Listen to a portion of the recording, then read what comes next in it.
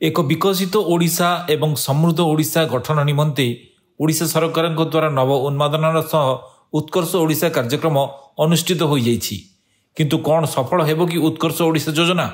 दीर्घ दिन धरी अवहेलित अवस्था पड़ी रही ओडिशार विकास रथ सतरे कौन आगेब? ओडिशार अर्थनीति को समृद्ध एवं सशक्त करने ओडिशार एक शिल्प विप्लव आरंभ होइछि। व्यावसायिक दृष्टि प्रोत्साहित करने विभिन्न शिल्प प्रतिष्ठान गुड़िक एकत्रित करने सह ओडिशार निवेश करने आह्वान करिसेंती मुख्यमंत्री मोहन चरण माझी। ओडिशार दीर्घ 480 किलोमीटर उपकूलवर्ती अंचल राज्य को वाणिज्य एक गुरुत्वपूर्ण प्रवेश पथरे परिणत करिछि। ओडिशार समृद्ध खनिज भंडार, जंगल संपद, जलवायु स्थिति एवं विस्तृत बंदार यह पूर्व भारतर एक प्रमुख निवेश स्थान भाव में स्थानित करिछि। अनेक देशीय एवं विदेशी कंपनी मानक सह सरकार बुझामणा पत्र स्वाक्षर करिसेंती। एही सम्मेलन में 145 बुझामणा पत्र स्वाक्षर होइछि एवं विभिन्न क्षेत्र में पाखापाखि 16 लाख कोटी टंका निवेश हेबो।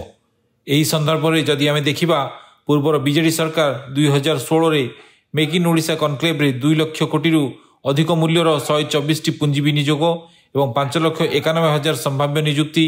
सेहीपरि 2018 रे द्वितीय कनक्लेव रे 15टी क्षेत्र में प्रकल्प 4,19,000 कोटी टंका मूल्यर पुंजी विनियोग।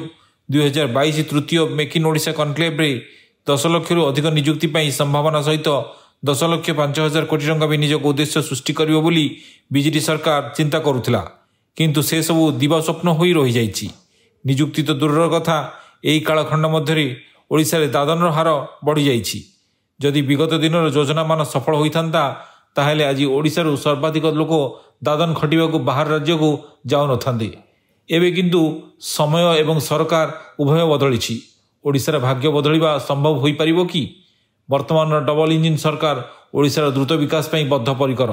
एथिसह भारत को 2047 सुधा विकसित राष्ट्र परिणत करने निमंते प्रधानमंत्री मध्य ओडिशार विकास को प्राधान्य दे पुंजीपति मानकू ओडिशा निवेश करने आमंत्रण करिसेंती।